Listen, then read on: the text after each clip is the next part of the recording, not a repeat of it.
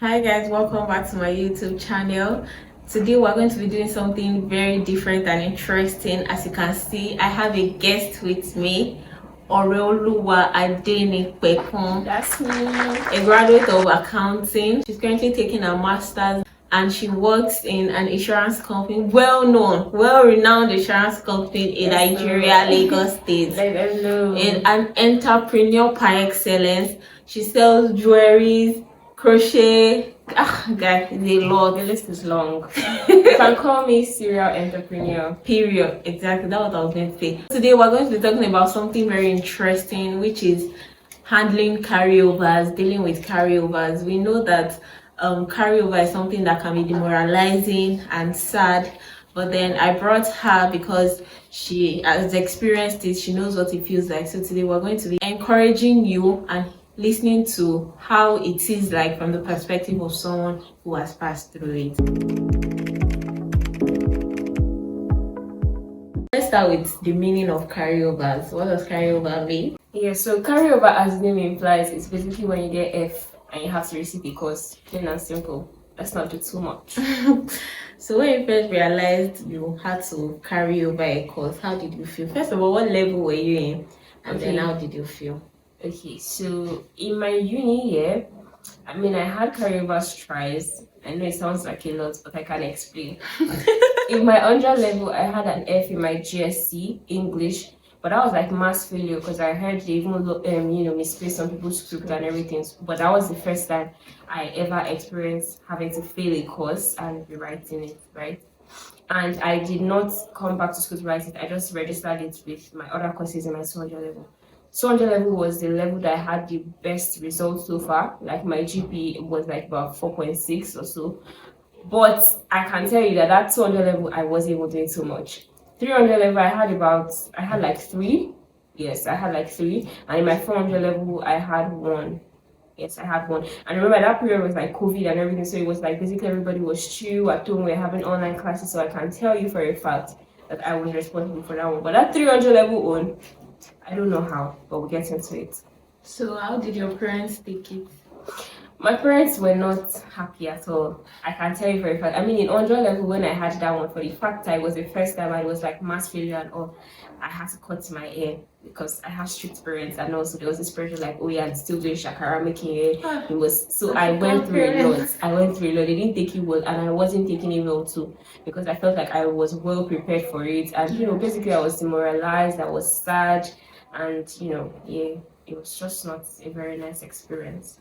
So you think you carried over because of your own fault? Like, do you take responsibility? No, in my 400 level, that one course that I carried over, yeah, I would say that was on my part because I felt like I wasn't well prepared for it. So basically, I just wrote it with hopes of like a very test or something like to do well. But that 100 level till date, I can't still fathom it. Why? Because I don't know how. I was well prepared. It had to be like maybe they misplaced my script or didn't record my test or something. Because that one, like I said, it was mass failure. Even though there were people that passed, but there was something that caused the majority to fail. But in my 300 level, that's another thing that served as like, something I can't really understand. But it became clear to me after because 300 level was a year that I shared rooms with my closest friends. And I felt like I did a lot of, overnight. My roommates would be sleeping, I would be awake reading my book. So I could not understand at first when the results came out and I failed. But gradually, when I had to rewrite it, when I had to restructure my own semester to know whether I would have to, like, the period I had to come to school to receipt some so as to avoid me having an extra year and everything, it became clear to me that the strategy I was using to read then wasn't actually working for me, but I didn't know that. I would be up at night doing, overnight, but I would be playing music to read.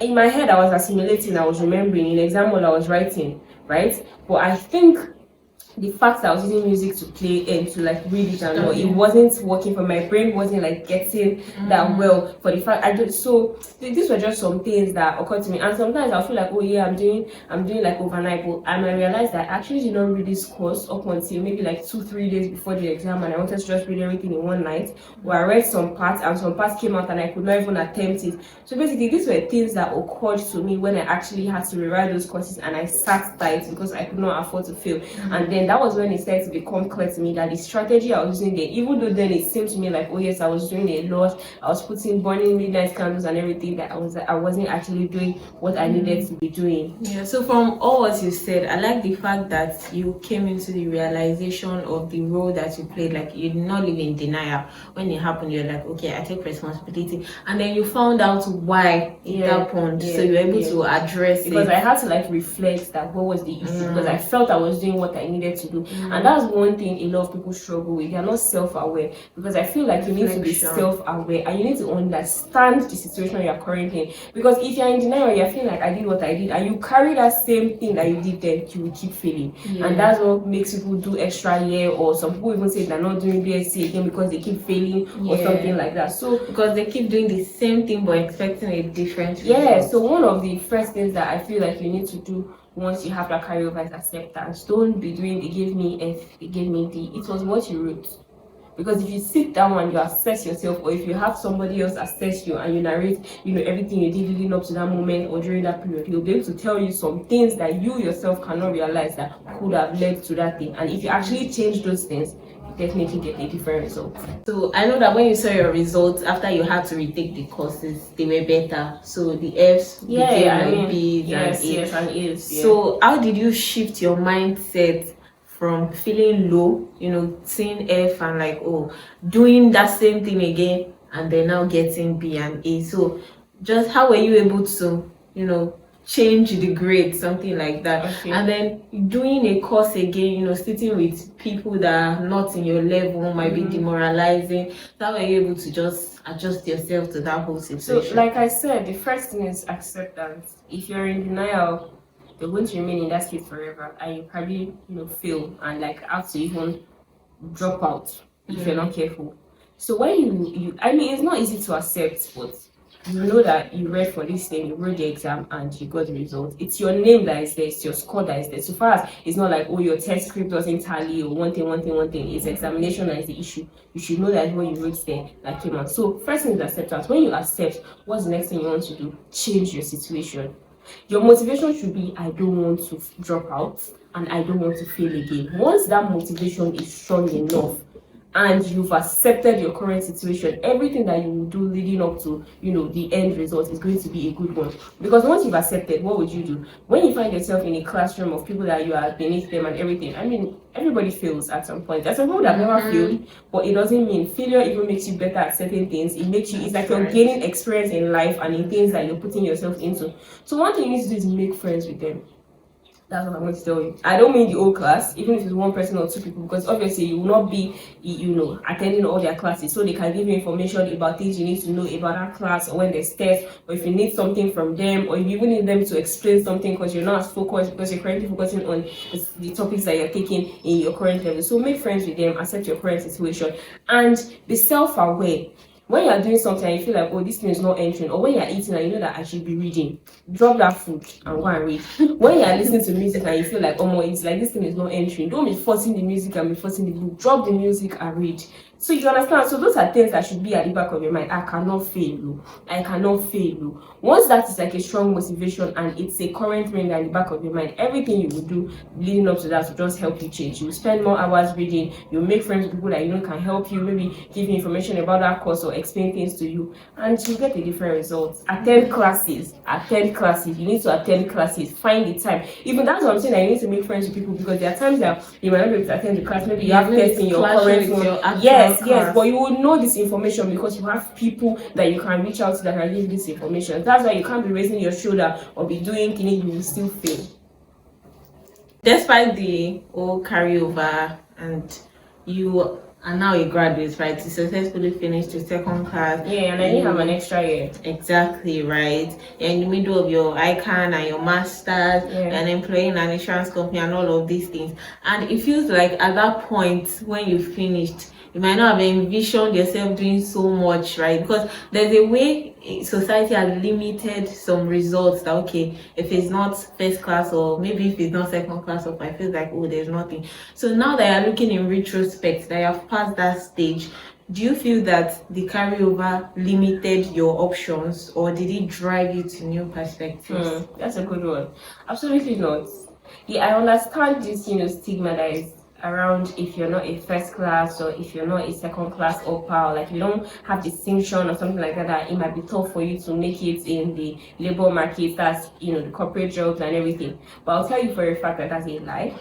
Because leading up to where I currently work, I've worked 2 jobs before I got to where I currently am. Aside, when I was serving, I was posted to a school to teach, which also exposed me more, dealing with kids, teaching them topics that I learned in school. It just broadens my understanding of certain things, and it kept my head on the go, because I can't come to a class unprepared and be stammering when kids are asking you questions about things that you're supposed to know as their teacher, right? But for somebody that is not there, like you're not like a first class, what you need to build on are your soft skills. You need to be, if it's communication, you need to be very outspoken, right? You need to be knowledgeable about certain things that are not even in your field. When it comes to big working for corporations and all of that, the recruitment process is usually rigorous, and I tell you from my experience. So they will test you on everything possible. And if they see that you cannot make it in that level, then it's an indication of you not being, smart or up there, because different things could have happened in school that could have made you drop in grade, just like it happened to me, right? Because I was not serious at some point and everything. But it doesn't mean I'm not intelligent or I'm not brilliant, but that knowledge is not there. So that's what I mean when I say it's not really about the grade. There's more to it than the grade. Because there are a lot of people that they got that first class and they are not getting the kind of jobs that people that got lower grades are getting. Why? Because those employable skills, they do not have them. So for people who don't end up with a good CGPA, or they are currently like their CGPA is low, that they know that even if they put in maximum effort, they still cannot finish like with a very good CGPA, how would you encourage them to measure their success in other ways? Because it looks like, they can't measure it with academics. Do you still count the academic results as a success itself, or there are other ways that they should measure their success? Okay, that's a good question. So what I would say is, even if it's a pass or a third class that you got, it's not the end of the world. Because I would always say it's that regardless of what field you are, if you're a career person or a business person like I am, because I juggle both, your BSc or your first degree is like a stepping stone for any level that you can get to in life. You can't compare someone that is like learned or has a degree that is selling pepper with somebody that is not. The way you would package it to direct it to your current audience, to people that would probably even give you contracts to supply them pepper whenever they have occasion, it will just be different. So when you realize that, okay, this is where I am and I'm not up to par at this level, take for instance, you studied accounting. What are the things I can do to up that grade? You can take ICANN, you can take ACCA, like do professional certifications in your field. As a lawyer now, you can't just have your BSc and say, oh, you're done. Go to law school, go and serve. There are different examinations that you can take that are not even like law related, but still related to maybe like the arts and entertainment that you feel can help you in the field that you want to go into. Those are things you should look into doing. And also take courses that will help you build your speech. There are people that they struggle with like speaking, very well. They don't know how to communicate to people that are not on their level. Those are the things that you need to learn how to do. And if someone that is currently carrying over a course or courses, maybe this is their first time, or this is not even their first time, second, third, and they are watching this video currently, what of advice would you give them? Maybe because they feel like, they are dull, or everybody is ostracizing them because they carried over. So what of advice would you give them now? My word of advice would first be, clean your tears. Winners are not quitters. Period. Whatever people are saying about you does not define you. Your mother did not carry you for 9 months to give birth to a dumb child, so you're not dumb. The knowledge is there. You need to change your approach to what you're currently doing. It's not easy, but once you brace yourself up, you will get the best results. So don't allow what people are saying to define. Because there are some people that they're very smart, actually, but maybe something happened and they failed. And like because you're even a testament to that fact. Like, because my sister is so smart, I'm like, she's smarter than me. You should not even be looking.